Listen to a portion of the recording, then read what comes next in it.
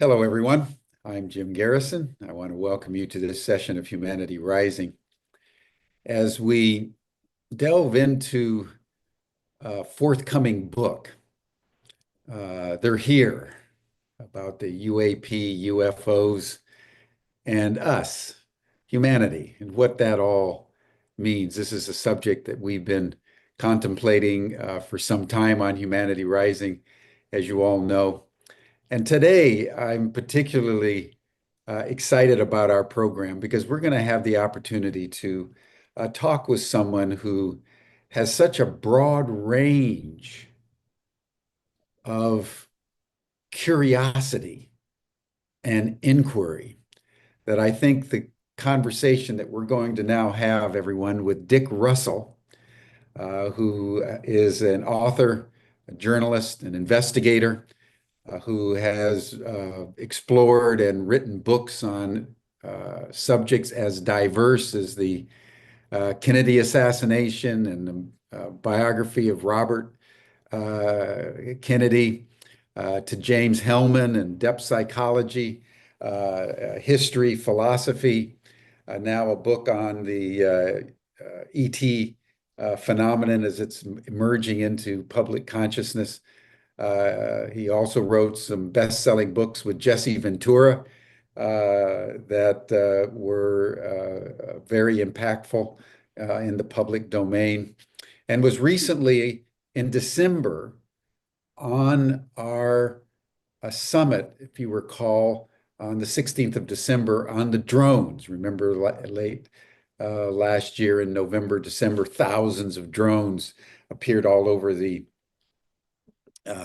world and were called drones, but weren't really drones. Nobody could understand what they were, and then they became orbs, and then UAP, and then the cover up just continued. But people actually all, for the most part, understood that we were being confronted, as we have been for many decades, with phenomena that we simply do not understand, but seems driven by non-human intelligences. So Dick Russell is going to be our guest today. Dick, please turn on your video and join us. Thank you so much.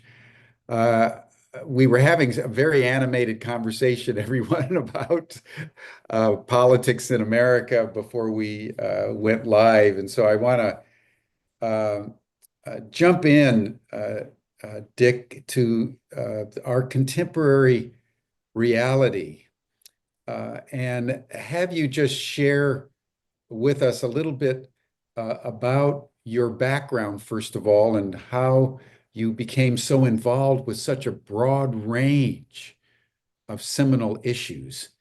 And then we'll go into the politics, and we'll get to the UAP and your book later on in our dialogue. But we're in a world where Trump is president. We were just discussing the mysterious qualities of Donald Trump. He's going to be revealing more documentation on the Kennedy assassination. You know a lot about that, and the Robert Kennedy assassination. You know a lot about that. You know a lot about the drones and the UAP. So let's just dive right in to first your background, and then we'll go from there. Thanks so much, Jim, and it's great to be with you today and be talking to your audience. I'm looking forward to our conversation. And well, my background in brief is that I was a Midwestern kid. I grew up in suburbs of born in Minneapolis, then Chicago and Kansas City. Went to the University of Kansas. I was a sports writer in my early days, and my first job, really out of college or even before, was with Sports Illustrated magazine as a staff writer. But it was the late 1960s. And I had suddenly woken up to the fact that there was something going on in the world besides sports. There was a Vietnam War that a lot of, my friends were getting drafted into, and possibly me. There was a civil rights movement. There were hippies, and some of my friends had become hippies. I mean, it was a really tumultuous time, unlike any other until today, really. And so I didn't stay long at Sports Illustrated. I quit. after 7 full-time months and just took off with a backpack and a portable typewriter and roamed around the world for a year and a half. Came Mm, back and I eventually became an environmental writer and activist, living in New York and elsewhere. And um, I uh, I began writing books in 1992, and I've now written my 17th book. Published that with Skyhorse. I've been published by Simon and Schuster and other very good publishers as well. But and I focused from the beginning on I got dragged into the Kennedy assassination, which had happened when I was a junior in high school, and I've ended up writing three books about that, and now a fourth because I did this podcast series with Rob Reiner and Soledad O'Brien, where I was kind of a featured expert, and it got 9.5 million downloads. I mean, it was unbelievably popular, and postulated a lot of my information I'd been gathering over the years that there had indeed been a conspiracy, a domestic conspiracy to assassinate the president. It wasn't just this guy, Lee Harvey Oswald. So exactly. I'm working on a fourth book now with with the script writer there, and then I've written all kinds of other. I've been very blessed in my life that I I always write about things that suddenly fascinate me, or I fall into, or are Hmm. to be by the beings. I don't know, uh, but I've written a book called Eye of the Whale, for example, where I followed the migration of the friendly gray whales all the way from Baja, Mexico into Russia, thousands of Amazing. miles. And that was a was named a best book of the year by three newspapers. And then I've written a memoir about my son, who was diagnosed with a mental illness when he was 17, and really taught me a lot about connections to other worlds because he's a very otherworldly person and doing very well now. But we ended up getting into shamanism as an adjunct to medication, and so I wrote that very personal story not too long ago. And I'm a biographer of James Hillman, the depth psychologist, again, who I met kind of by accident and became close with, and I consider one of the great thinkers, in the world. He's now passed. He died in 2011. And then I'm also a close friend of Robert Kennedy Jr. And um, we talked eventually about the assassinations of his uncle and his father, but not in the beginning. We were environmentalists and working on environmental issues together. So I became his biographer, wrote The Real RFK Jr., which came out a little over a year ago. I didn't write it as a campaign biography as he ran for president, but because I was very disturbed that he'd been portrayed as this an- anti-vaxxer, conspiracy theorist. The major media just savaged him. And so I felt that there needed to be something written about all that he'd accomplished and I and agree. his devotion to science, which is very real. So anyway, that's a sampling of Yeah, yeah. what I've done over Well, the years. extraordinary. You're a Renaissance man. You're a Renaissance man. I don't know about that, but anyway, And I've Leonardo da Vinci would be proud. thanks so much. But I'll let's take that. dive in. Let's dive into the Kennedy assassination. If you've written three books and you're writing another book, summarize what you believe happened. Yeah, well, it is a long story and a complicated one, which we don't have time to get into Yeah, here. but I mean, just the Yeah, but headline. basically, it was a yeah, Kennedy was fighting the powers that be behind the scenes. Exactly. The CIA, which didn't per se kill him, but rogue elements of the CIA were involved. They manipulated and used Oswald for a long time as an asset.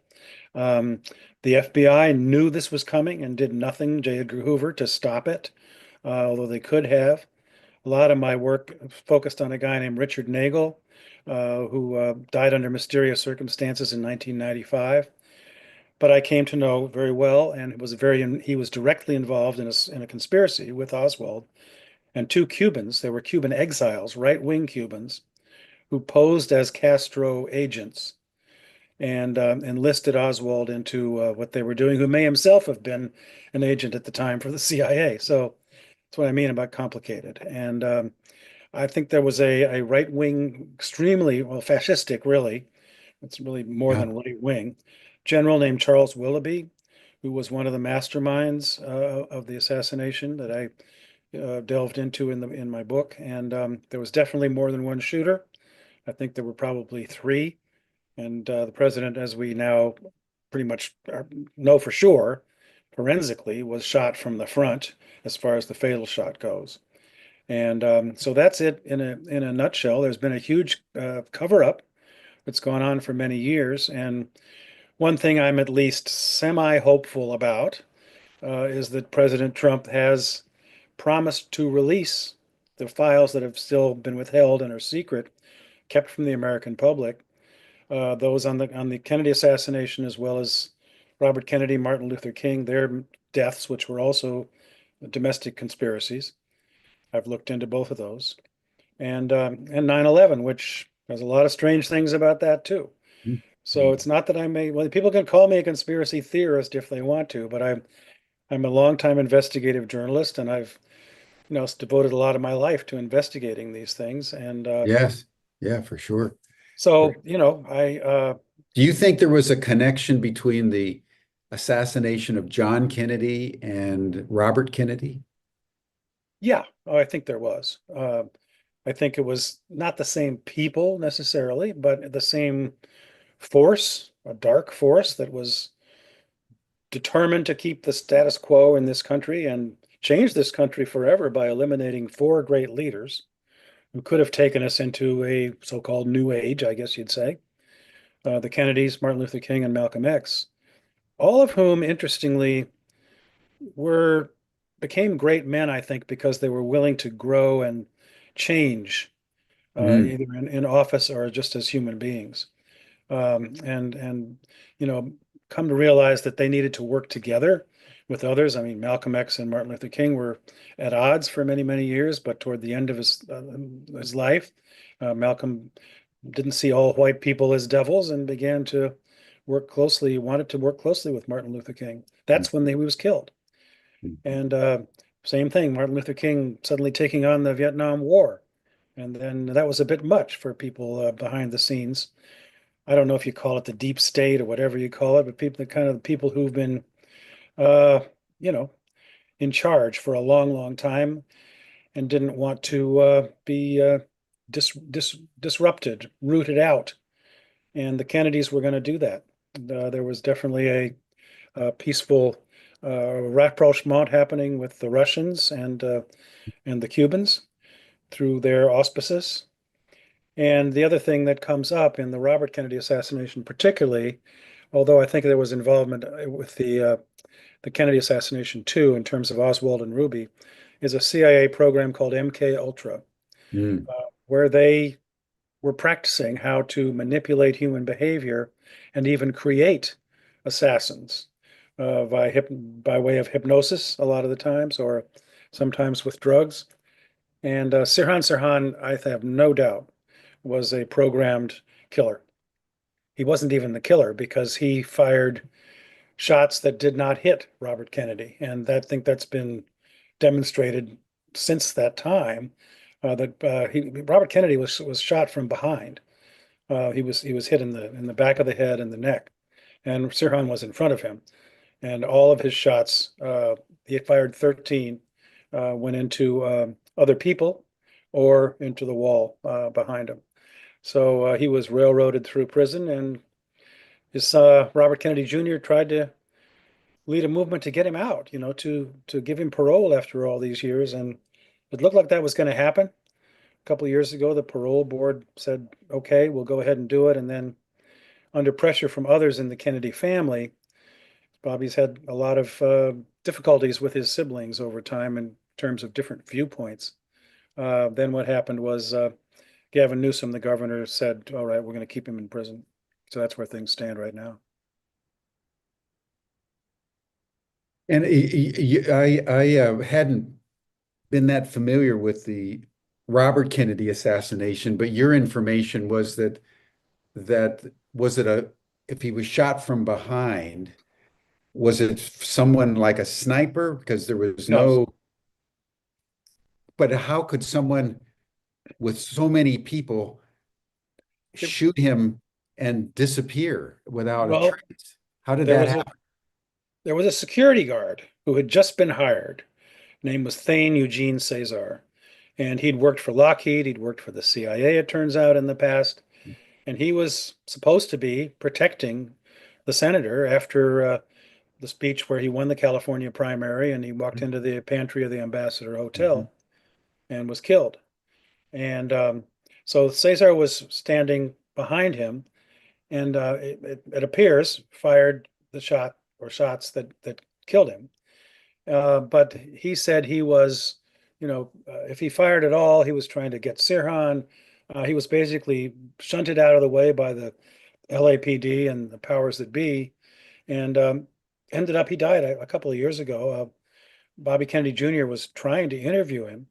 He lived in Manila, I think, in the last years of his life, and Cesar wanted a lot of money to talk, and then he died before that anything like that could happen. But definitely, I think he was the guy that pulled the trigger under orders from somebody else. Gotcha. Gotcha. Gotcha. Gotcha. Yeah, I had the extraordinary good fortune and privilege of going to St. James Park in San Jose, California, literally the week before he was assassinated to hear Bobby Kennedy's one of his last speeches before the end of the California primary. And I can still remember I was just a young boy. I think it was only like 15. Well, no, I was closer to 17 at that time, and I was all enthralled with him, and to be able to shake his hand and realize that this was Kennedy, and then Uh, have him shot.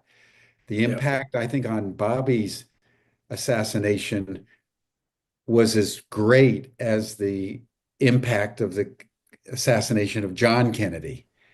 And I think I've always felt that in some fundamental way, Dick, the assassination of those four men in the 60s, it was as if the lights went out for America in a fundamental way.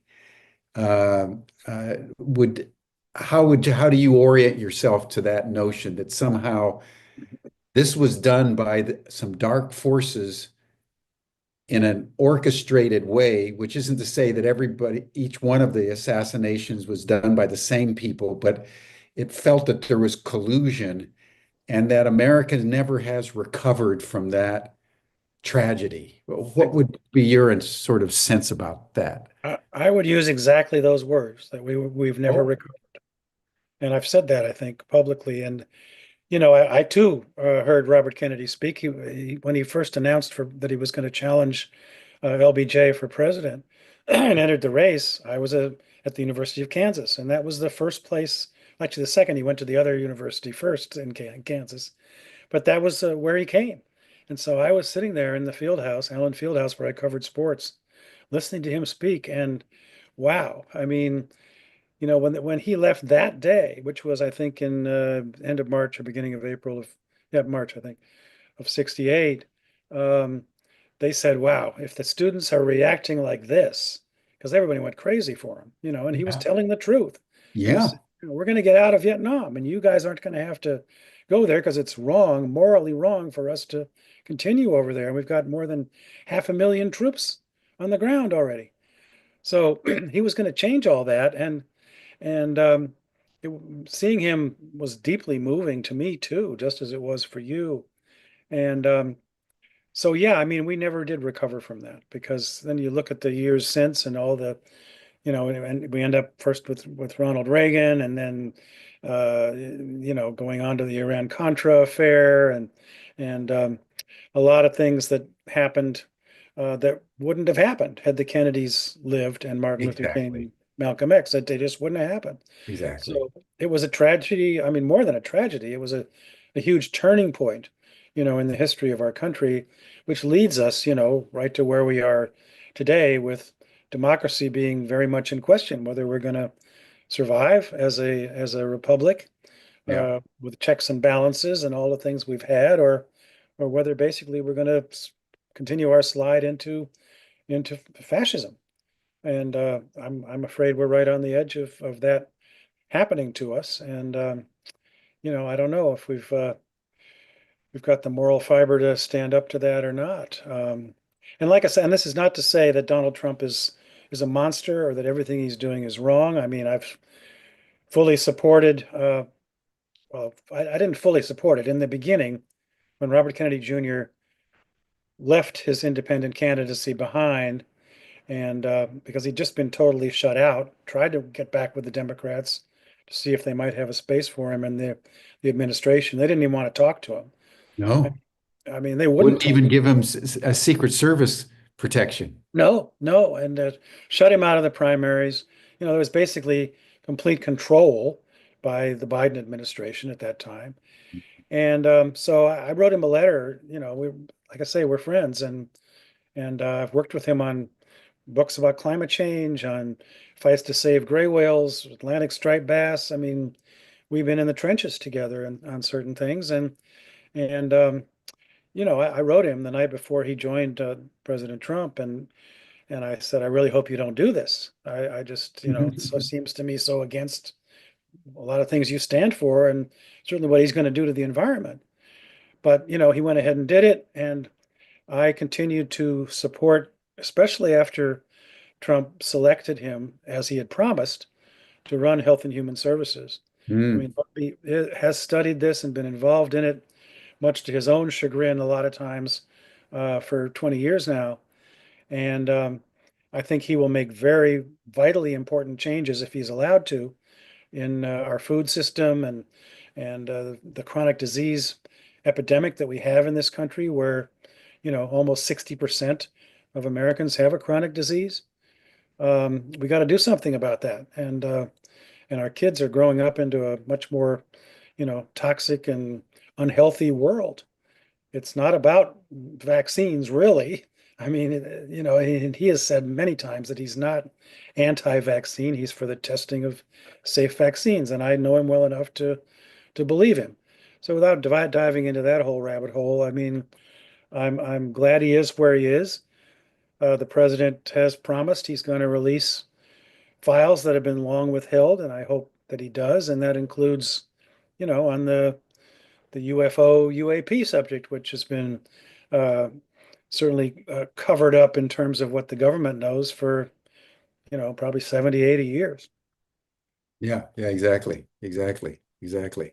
How would you compare Robert Kennedy Sr. with Robert Kennedy Jr.?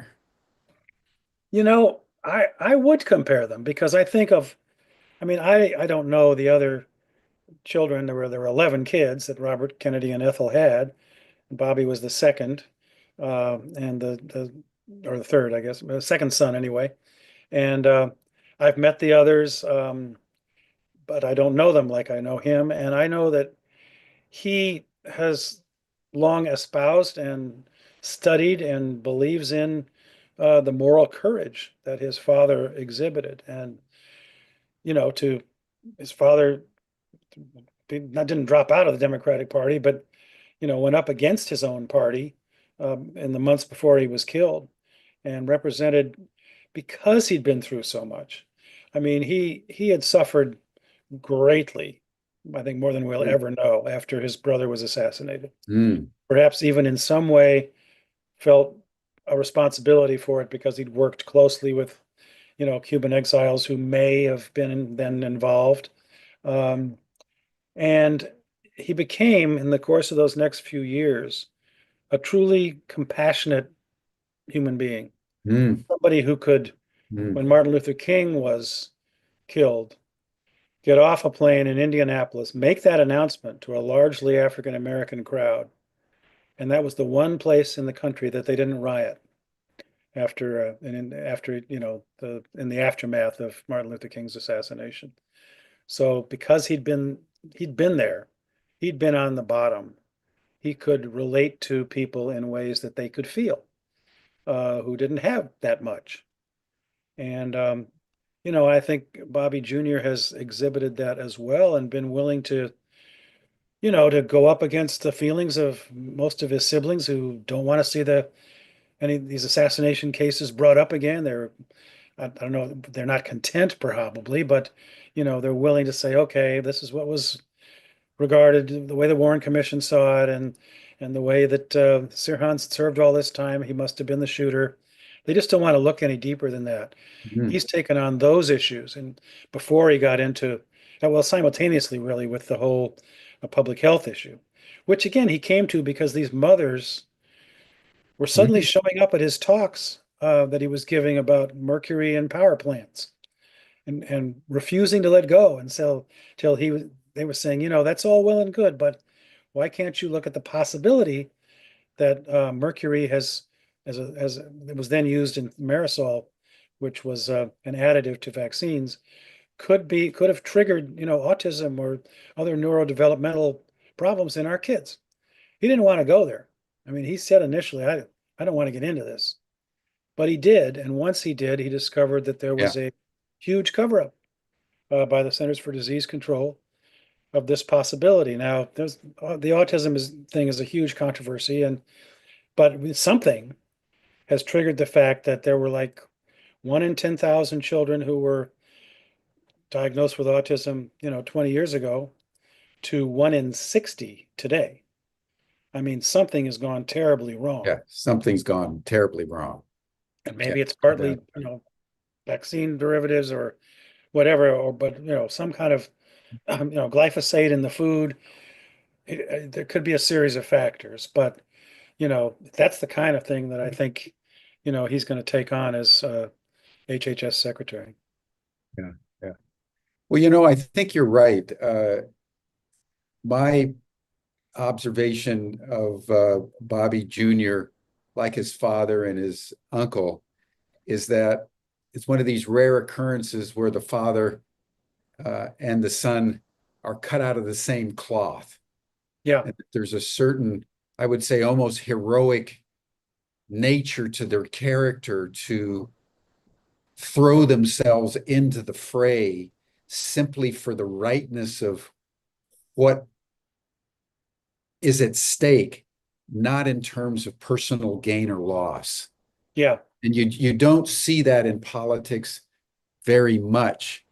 And like you, for example, we had Bobby Jr. on Humanity Rising right at the early days of COVID before they shut everything Mm, down. yeah. And we've been tracking. In fact, next week we're going to have a 5-day program on the vaccine issue now that he's Uh, Health and Human Services Secretary, just because this issue is starting to percolate back up. But I just want to say that I really resonate with what you're saying about the Kennedy family.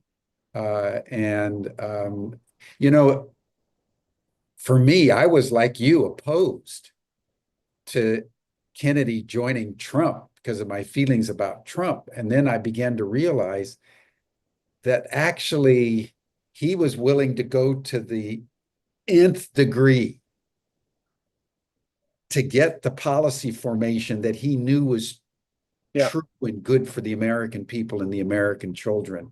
And the fact that he's now ended up as the Secretary of Health and Human Services and has a 4-year possibility of cleaning the health system of America up to the degree that he can with Yeah. the opposition of big pharma and forces that probably we don't even know about arrayed against him is so Kennedy-esque and so Martin Luther King-esque and Malcolm X. It's an extraordinary inspiration for me uh, to see it and to bear witness of that level of courage in our time because it's very rare. Yes, it sure is, and I'm right there with you. And it goes back to what I said before about moral courage and those people's those great men's ability to change and uh, and open their eyes to new possibilities in Hmm. relationships with each other, with other countries, and that's a big deal. I mean, and I think Bobby has that too, and and he was raised. He was raised in a family where courage was a big deal, and he was on these whitewater rafting trips with his father. Dangerous stuff. He was taught in a world, taught to come of age, really, in a world of risk. Where they're to be alive, to make the next step in life, you have to take some chances, and he has his entire career and life. He's overcome addiction. I mean, he was after his father was killed, and to hear him tell that story. I mean, he was alone in this room, and he slept that night, or I guess, or coming back in this room in Virginia where his father's office had been, and he looked at the walls and he saw that, wow, all of those relatives, they're all dead. And then this man came in who had been a very close friend of his father's and sat down with him, and you know, they just sat in silence for a long time, and finally he just said, he was the best man I ever knew. And Bobby himself went into a period of, you know, really tough times. And he took off. He traveled, hitchhiked across the country, and lived with bums, riding freight trains, and became a heroin addict for a long time, which he had to overcome and has talked about freely. And again, that I think gives him an opportunity where he is now. He's talked about, having these farms where kids who are addicted to fentanyl can go. And he's been there. He's been on the bottom. He almost died, and has been in AA for, 30 years now. And that's how he became an environmental lawyer and activist. So, yeah, I got a lot of admiration for this guy, and I respect him, and I see him Mm, because mm. I'd studied, his father and his uncle for a long time, and been probably the leading investigative journalist looking into what happened, certainly to his uncle. And it was interesting, on this subject. We didn't talk about this forever. I mean, our relationship was on the environment and what I was writing about in terms of whales and fish, and I wrote dozens of articles on the environment for years, and then two books on climate change, and so it just never came up, and I felt uncomfortable bringing up the fact that I had been done all this and looking into this because I didn't know at that time. And in fact, he had not come to the place where he also believed that there had, and based on studying and communicating with people, that there had been conspiracies to kill his father and his uncle. So finally, we talked about it. I think in 2013 for the first time. And then, I worked with him on footnotes for his biography, autobiography that he was writing, and we talked about it at some length then. When the publisher, interestingly, decided, no, you got to cut these two chapters from the end of the book, which are about the assassinations. They don't really fit. You can do another book on that, which that never happened. So the media is also largely, well, they're at fault here because they would, for maybe because they're so tied to the powers that be. They've not looked into the assassinations. They've shunted aside the possibility that he might be right about certain things with public health, and just done hit piece after hit piece about him, leading up to, I don't know especially, of anybody's that's been more maligned I don't either. than Robert Kennedy Jr. No, it's astounding, actually. It's astounding. I mean, of all the people in the world to malign, he would not be on the top of my list. There's other people that I can think of Yeah, are more I mean, deserving. yeah, I thought one day, I thought, my God, he's become probably next to Trump, the most famous man in America.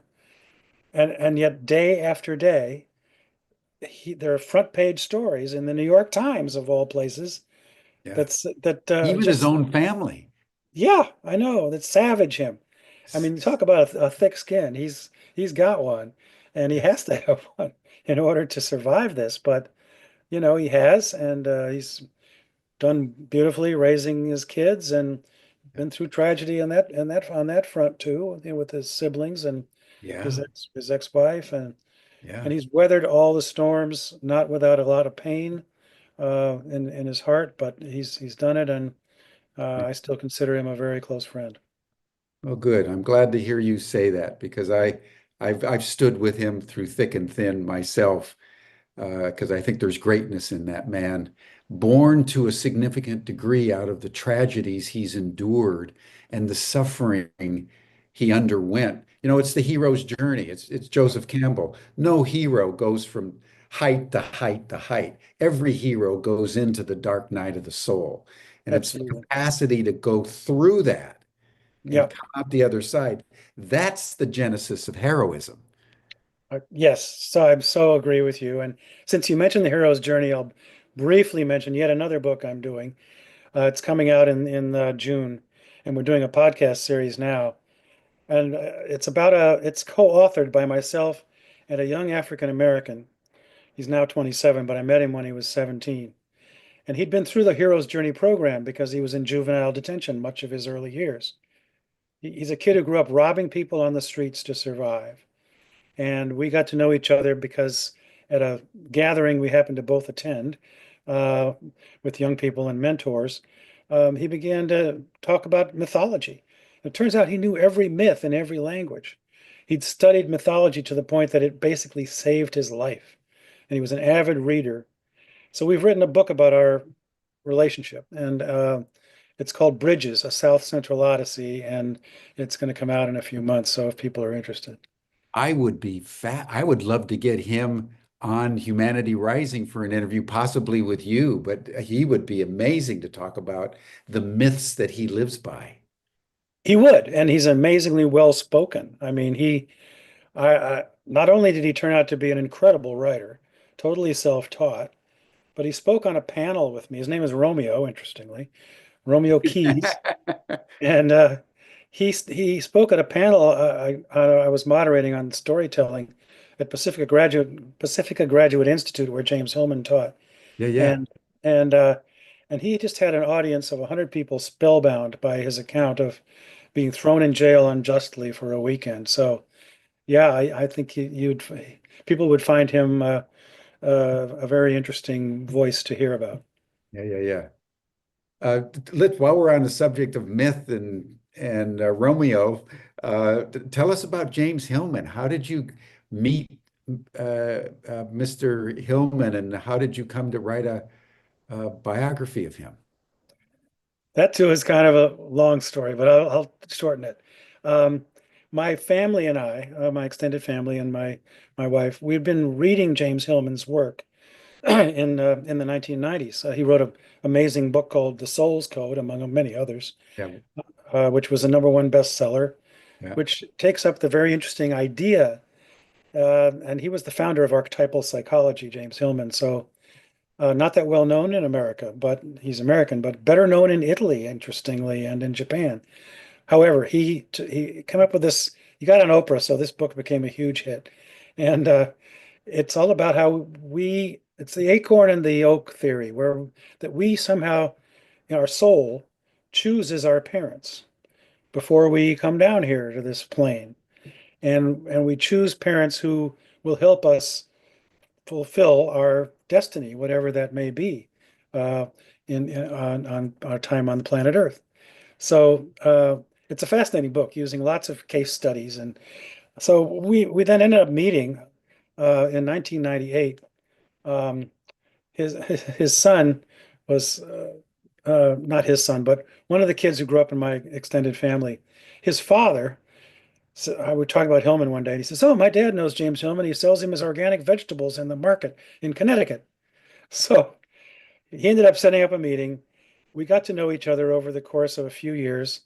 And then I ended up sort of, again, not by accident, I guess, but because I don't believe in accidents, but becoming his authorized biographer. And I ended up writing 3 volumes, which I did not intend to do. 3 volumes. Yep, it's now 2,000 pages, I think, something like that altogether. I don't want to scare people off, but from reading it, but I finished. He worked with me closely on the first 2 volumes, and including about the men's groups that he was part of with Robert Bly and Michael Mead, and his whole view of psychology, which was very, very unique and Mm. post-Jungian, I guess you'd say. He knew Jung in Switzerland when he was in his early years. So that's a nutshell of it. And I ended up, after he died in 2011, going ahead and finishing up this labor of love, really, because as I say, not that many people have even heard of James Hillman in this country, but I think he's worthy of all those words. And probably Thomas More, who wrote Care of the Soul, called him not just the greatest thinker in psychology that we had in the 20th century, but probably the greatest thinker we've ever had in terms of insights into human nature. So um, I would tend to agree with that. Yeah, yeah. Well, I did my doctoral dissertation in Jungian depth psychology. Oh, you did? Oh, amazing. And I was pondering the question of why it is that after 4.5 billion years of evolutionary life, our species and our generation has brought the entire life process to the brink of extinction. And I use Jung's depth psychology as the methodology and contextual framework to seek to understand those psychic forces that would lead us to do this. And immersing oneself in Jung is to go to the early 20th century to Zurich and Switzerland and the Yep. conventional strictures of the Swiss. And then when I discovered Hillman, it was as if Hillman took the essence of Jung and enabled it to flower Yeah. with a mythopoetic sort of genius that brought out the insights of Jung in a very, very profound and elevated way. So I agree with you. I think that James Hillman was a true creative genius that reworked Jungian depth psychology in a very, very powerful way. But even as the world has never fully appreciated Jung, Yeah. the world has never really appreciated Hillman Exactly. because I And think they're so far ahead of everybody. It's just not going to happen. The political economy can't even really get up to Freud yet. I know. Well, yeah, I think that's very true. And I did a I'm doing a Substack now. I started it a couple of months ago. Um, and I publish about twice a week just because I really felt like I needed to comment on what was going on in the world now. And one of the columns that I've done, and I'd love it if people want to subscribe to my Substack. It's just substack.com/Dick Russell. And this one was about James Hillman and his prescience, his Yeah, ability to see into the future of what the world we're living in now and various different subjects has come to pass. And I've also written a number of Substacks now on the UFO UAP phenomenon um, and what's going on these days, which I'm sure we'll get to in a minute. yeah. Well, let's turn to UAP now. After doing the Kennedy assassinations and Bobby Jr. and Hillman and depth psychology and the whales, how did a nice guy like you end up with going down the UAP rabbit hole? Oh man, I tell you. Well, I've been interested my whole life really in the subject and kind of always secretly wanted to write a book about it. And it's funny because my interest started when I was, I guess, a teenager even. I think discovered this guy who'd come up with all this stuff as a young guy. And he turned out to have totally made the whole thing up. So I was a that didn't fuel my belief that it was all real, but nor did I see anything or I never was abducted, those kinds of things. And but I was as I said, I was a sports writer when I started out my writing life, and in 1973 I was at Muhammad Ali's camp, and I was doing more research for Sports Illustrated, even though I'd officially left the magazine. And first time I'd met Ali, which I came to know him fairly well, which was a incredible part of my life, Oh, actually. I can imagine. I can And imagine. but this very first meeting, all of a sudden, he looks at a fellow in the room there and he says, "I saw the mothership last night." And I went, because at that time it was Pascagoula, Mississippi. There were these, famous cases of these guys who said they were abducted, and it was in the news, very big time, Mm, mm, major news in 1973. And here was Ali talking about this. And so, I mean, I was taping it and I found that absolutely fascinating. And it was a subject we didn't address for a long time, but I think I'm going to write about it in my book, just because it was sort of the beginning of triggering my renewed interest. And then I got to know a woman later um, named Marianne Shenefield, who lived in Springfield, Mass. And I went to a conference with my then wife. We went to get on the UFO subject. And Marianne was blind, and she was a psychic, and she had been abducted in the early 1950s, she said, after which she became blind. And she was an Oh, amazing person. She saw, she could see the frequencies around you, and introduced me to this whole kind of metaphysical world that was. I became very, very good friends with her, and she had been very close to a man named Andrea Puharich, oh yes. and she'd been part of his sort of communal group that he had in upstate New York. And Puharich, if people have never heard of him, he's sort of one of those, again, under the radar figures in the UFO world. But he'd started out, he was working for the CIA and the military in the early 1950s. He had something called the Round Table Foundation. Um, he was a very interesting character. And when he was in 1994, I guess, he was dying. And he lived in North Carolina at that time on the Raleigh estate. And he called for Marianne, who had been close to come out there and sort of safeguard his files because he was worried somehow somebody was going to get in there and take his stuff. He was in the hospital. So I was with Andrea Puharich for some of the last days of his life Poor because she thing. needed somebody to go with her on the plane because she couldn't see. So she's since passed too, unfortunately. But um, so I spent some time with Puharich in his hospital room, and all he talked about was these beings from other planets, and he was in touch with them, and his papers were pretty amazing. I got to see them, and Marianne got to protect them, and they chronicled, his interest in all of this going way, way back. So that kind of continued my interest in this subject.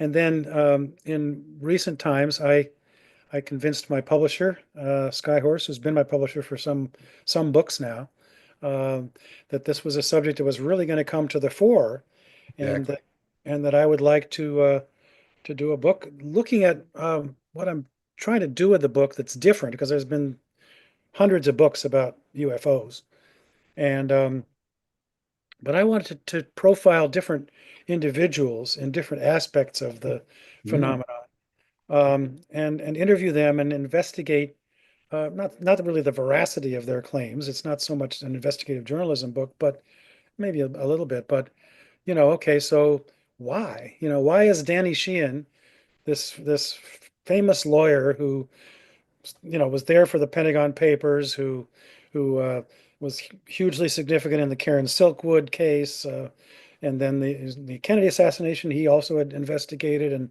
Iran Contra.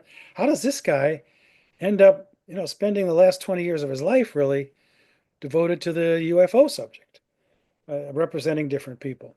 So that's one example, and I've gotten to know Danny, and he's a great guy, and meeting a whole new host of really interesting people, and Name then a few of the people that you're singling out as particularly important in addition to Danny for your book. Be interested yeah, in who you think are the right ones to interview or to well, profile.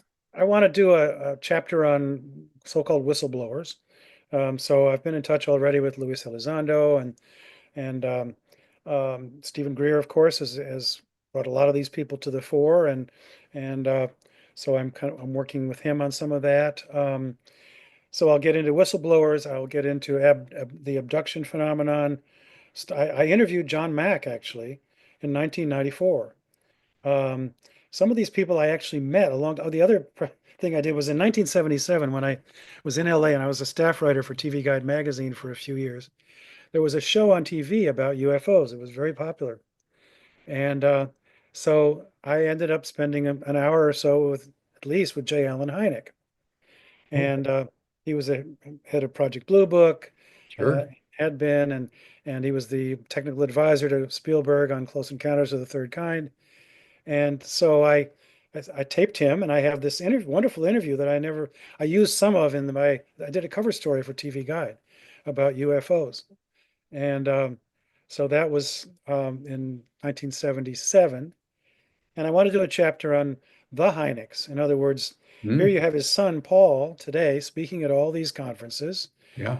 who has taken things in a different direction. He's using actually the so-called psychedelic DMT um, to help people make contact in some cases with beings from elsewhere.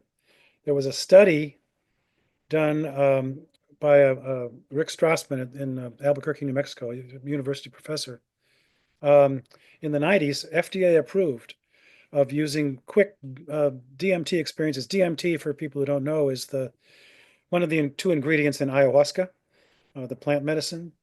It's not legal per se in this country, I don't think, but it's certainly not going to hurt you, and you can have pretty amazing experiences. This guy was FDA approved to take people on these quick journeys, like 10 minutes, and every single person who came back in that study had communications with alien beings.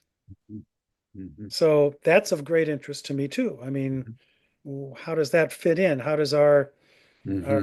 Hmm. our ability, our telepathic Exactly. ability to communicate with these beings play a role in this?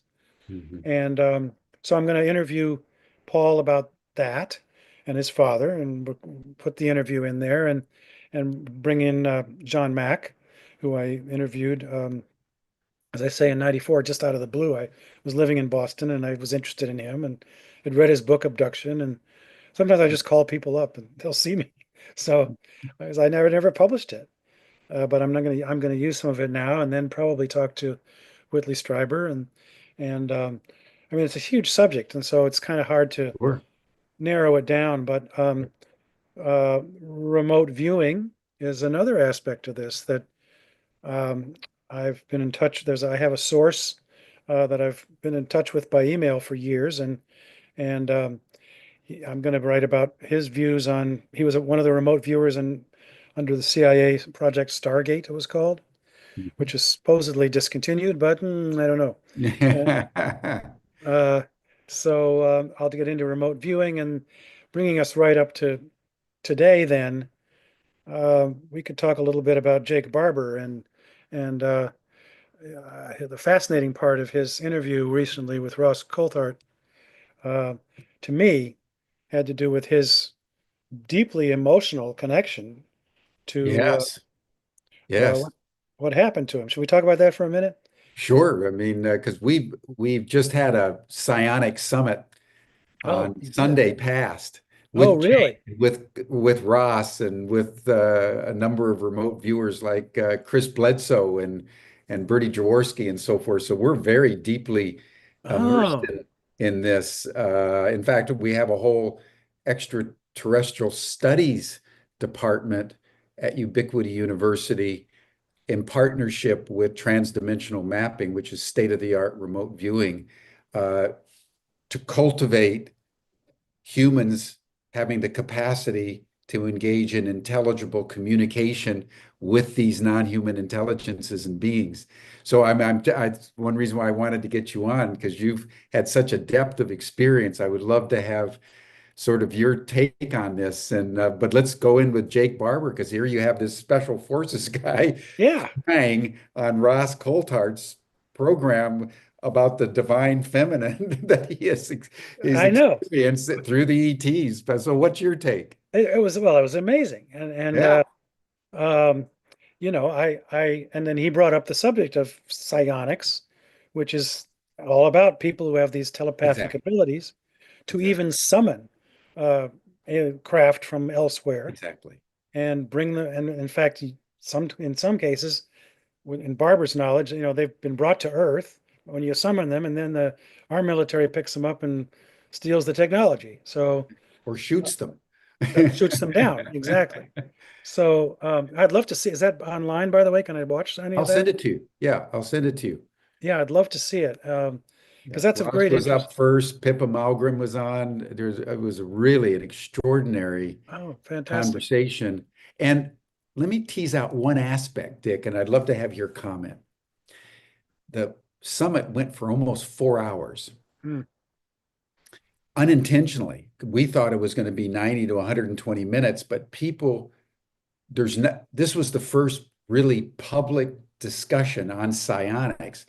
And Ross and Jake and Richard Dolan and all kinds of other people had so much to say, kept getting longer and longer and longer.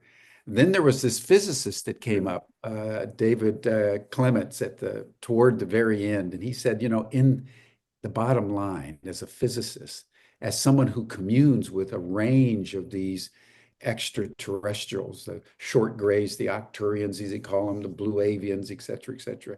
He says the only proper disposition for humans is to cultivate love and to Hmm. cultivate an open-heartedness to these beings Yeah. because we shouldn't be afraid. And that ignited an incredible conversation about what is the proper human disposition of the heart to these other beings. Do we love our neighbor as ourselves? Do we maintain, as Lou Elizondo and others maintain, this is a national security issue because since they're so advanced, they're a potential threat, and if they're a potential threat, you've got to act as if they probably are a threat. Yeah. Um, and there's malevolence as well as benevolence. So we got into a really interesting discussion that was so animated. We're actually going to do a Psionic Summit 2 Hmm. on the 30th of March. Maybe you could join Oh, I'd love to because to really discuss this issue of what is the proper disposition of being here as humans open themselves up to the reality, not only that we're not alone, but these beings are here and apparently want to communicate. yes. What's your take on all that? Well, I think I hope it's true, and I think it probably is because, when you have a guy like Barber, right? I mean, he's a Air Force intelligence veteran. I Uh, mean, the yeah, guy's been around, for a so, long time, but he so, has this. It was fascinating watching him because, especially the longer version that Coulthard did. I thought the first one was a little, just left a lot of details out that kind of you left hanging. But when yeah, they showed the 2.5 hour version, yes, you that could, was the best. yeah, you could see this guy, who kind of has these otherworldly eyes. I mean, it's these big wide eyes that have seen something, Mhm, that is beyond what they knew before. And mhm. uh, and here he was, suddenly getting this huge wave of emotional energy, of feminine energy, as he described it, that even when he talked about it, long time after with Coulthard, made him weep, and because it was so touched his heart and was so beautiful, like a beauty that he'd never experienced in his life. For him to talk about that publicly and break down publicly was, I thought, Extraordinary. quite extraordinary, Yeah. and not something you could make up or lie about. So that was, And that this presence provides ongoing yes, guidance and that protection. exactly. He said that's what he said too. He said, I feel Yeah, like it's still with me. yeah, yeah. So, and I've come to believe in all of this because, well, one, I mentioned my son, who's very telepathic himself. Um, he's Have you heard of you've heard the telepathy tapes? not yet, but I did, I Oh, have 'em. Dick, if your son is as you describe it, you've got to do the telepathy tapes as soon as possible. Yeah. Well, he's been communicating with beings, for a long, long time. And Fantastic. and at first I just, kind of, that used to make me feel kind of weird, but Yeah, not anymore. And exactly. Exactly. I ended up taking him, and I took my son and Romeo, the young man I mentioned earlier, on a trip to Greece and Egypt last spring. And they'd already met each other, and I wanted to know if the energy I felt years ago at the pyramids was still tactile, and it was. Um, Without going into all those stories, I mean, when I was traveling and then finished my journey years ago, I snuck past the guards and slept at the feet of the Sphinx and climbed to the top of the Great Pyramid in the morning when no before anybody saw me, and I felt this energy come into me. And it changed my life. I mean, it led me down this path of the Kennedy assassination, lots of things, and it was still there. Yeah. And I remember we rode camels near the pyramids. And when we jumped off the camel, my son says, "The UFOs are here." Just announced it. So anyway, that's kind of my I have I had a similar experience uh, at the Great Pyramid when I was 15 years old. I was with my parents, and this was back in 1965. And we went into the King's Chamber, and we were with a group, and something in me said, "You need to stay behind." So hmm, they left, and I kind of hid, so no one knew I wasn't missed by anyone. And I waited till and I couldn't hear anything anymore. And it was complete stillness. And I crawled into the sarcophagus, that open sarcophagus that's there, and just laid on my back. wow, I tell you, like you, I was inhabited by a feeling I've never had before or since. amazing. And then when I heard noise of the next group coming up, I jumped up and scurried down, and then like you, I just looked at the top of the pyramid, and the guard says, "You can't go, you can't go." And I just Right. scampered all the way to the top, and there was no way they were going to keep up with a 15-year-old young boy Ah, that's scrambling these great. 2.5 ton blocks on the way to the top of the pyramid. It was one of the most extraordinary experiences I've ever had. So I'd love Yeah. to have you go into a little bit more detail about your pyramid experience.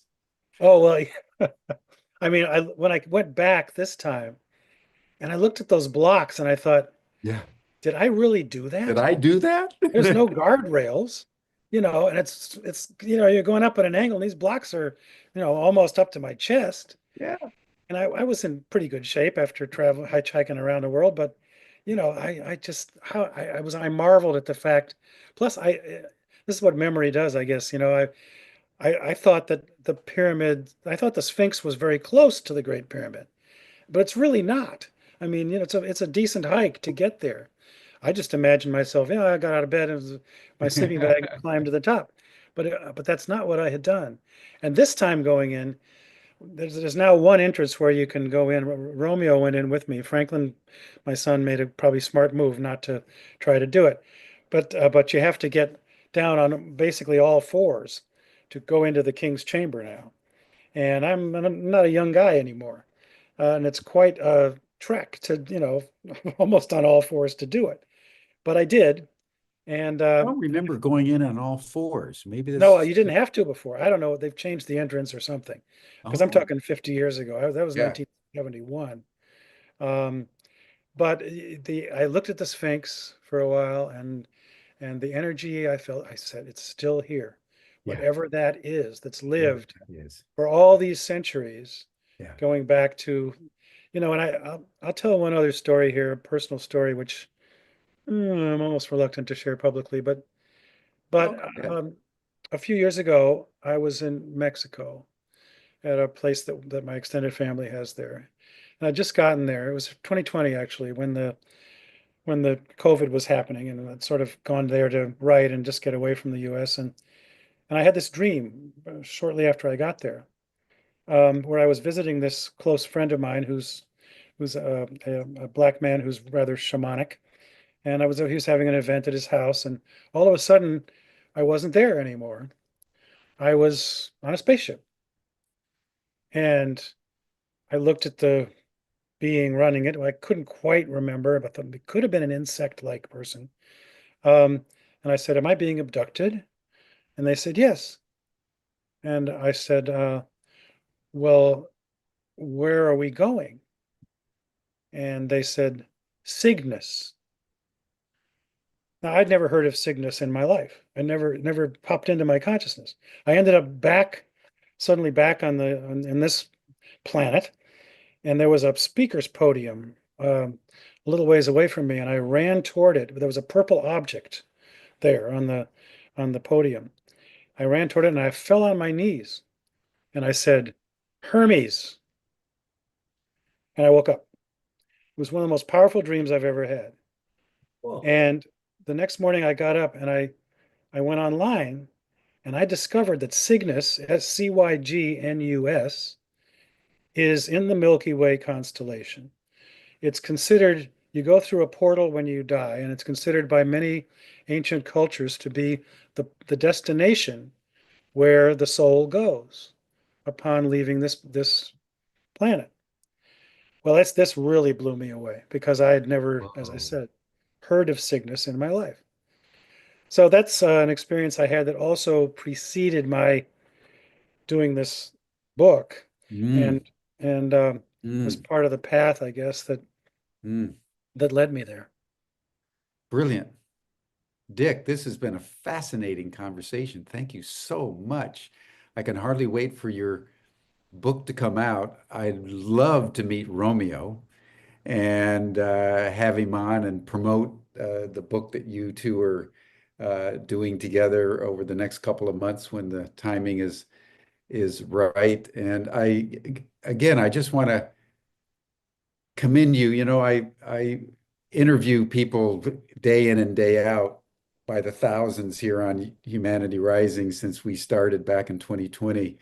I mean, most people are, have a specialty and there's something they do. And I've really both marveled and been inspired by the breadth of your curiosity and Yeah. the breadth of your empathy with people across a range of domains of inquiry. And in particular, I just want to say I'm just struck by your your insight into someone like Bobby Kennedy Jr., who's been so maligned by so many powerful people, and the fact that you've stood with him and written a biography of him and supported him. I want to acknowledge that level of moral maturity Mm. and moral clarity because it is so rare, and yet when one attains that connection with one's moral grounding, one can inspire in ways not imaginable across time and space. And so I just want to acknowledge that about who you are as Dick Russell. Well, thank you, Jim, so much. That's a very moving to hear you say that. And I guess I would say that I'm a believer. It's kind of been there all my life. I used to think even when I was young, I thought about destiny. What's destiny? I think we all have one, and I had something I had to do. So I've always followed or tried to follow, not always successfully, but followed a thread. It led me to leave Sports Illustrated and leave my dream job behind. Just hitchhike all over the place and have new experiences. I went across, hitchhiked across the Sahara Desert for Christ's sake, and had these experiences at the pyramids, and so I've just followed this thread where it Mm, led me, and I don't feel like relationships we have are by accident. I mhm. mean, maybe that energy that came into me years ago at the pyramids was one day going to lead me to a friendship with Robert Kennedy Jr., as well as investigating and Absolutely. James Hillman and these things that, I never would have imagined uh, that I would write about even Yeah. and Yeah. live through. So Yeah. yeah, I really thank you for having me on and finding also more commonality with you. I mean, this is wonderful to hear your stories and what happened to you at the pyramids and what you're doing now with psionics, and uh, Yeah. I look forward to more of that because I think that's the key. I think that's really a key to where we're supposed to go, um, with these beings, whoever they are, and, hopefully head off if it's going to happen. Things like a possible false flag invasion that Stephen Greer's been warning about for years. He might be right that there are powers that be that would prefer we're just all terrified of these Exactly. scary Exactly. creatures, just like we Exactly. were terrified of COVID. Yeah. And it's a way to control, manipulate, bring in Exactly. martial law. So I Exactly. hope that's not the case. Exactly. Um, but I'll be writing about all these things, and I really do hope that some of your viewers and listeners will check out my Substack for now, and And what is that's it again? it's substack.com/ Dick Russell, two S's, two L's, and they can go and see the pieces I've written on UFOs, and as well as I've been writing a lot about the environment, about the fires in LA, some about James Hillman, some about Bobby Kennedy and what he's going to be able to Mhm. do, or hopefully as health secretary, and what the media has done to him. So, Mhm. and I wrote a piece I'm going to post today about the uh, great African American writer who sort of prophesied uh, Donald Trump. Octavia Butler was her name, and she wrote Parable of the Sower, Parable of the Talents. She prophesied Trump. She prophesied climate change, what's going on today, way back 30 years ago. So anyway, that's my latest one. I'm gonna post. And Dick anyway, Russell, everyone, a Renaissance man. Jim, thanks again so much for having me. I've really enjoyed our conversation. Thank you, Dick. Thank you so much. And that'll bring us to a close for today, everyone. You can join the after chat.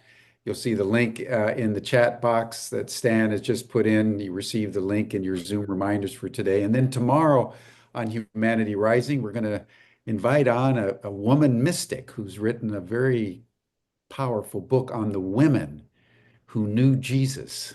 That'll be tomorrow on Humanity Rising. Thank you so much, Dick. We'll be in touch. Okay, thanks again. Bye bye.